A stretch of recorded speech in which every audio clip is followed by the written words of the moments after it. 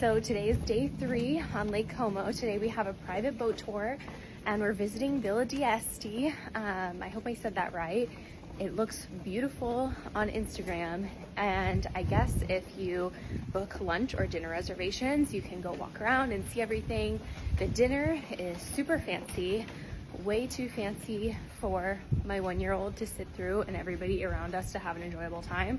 So we are going to do the more casual restaurant and still be able to walk around. It's called Carnova. So here we go.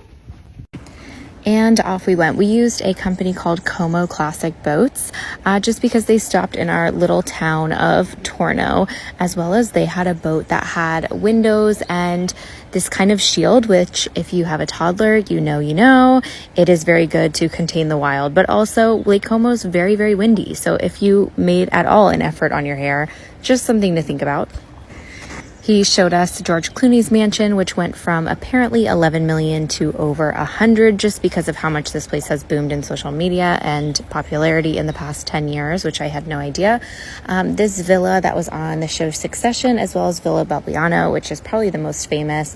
We did some drone shots to put on our longer YouTube video, and also, of course, made sure baby was fed. I will say, with all of the trouble with ferry cancellations and the incredibly crowded buses, this was definitely our best day in Lake Como.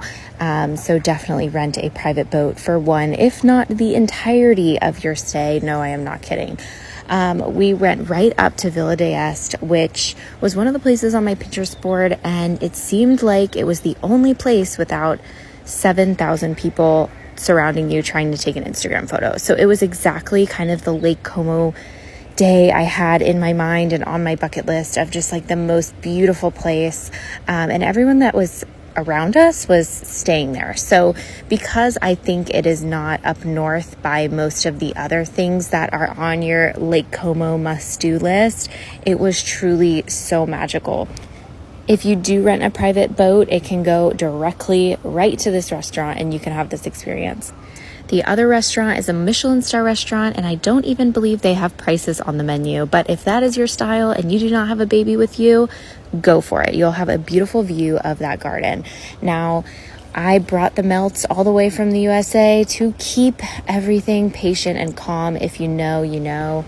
But another amazing toddler perk is this place had ducks everywhere, which entertained him for the entirety of our stay there. I think we got 3 small appetizers.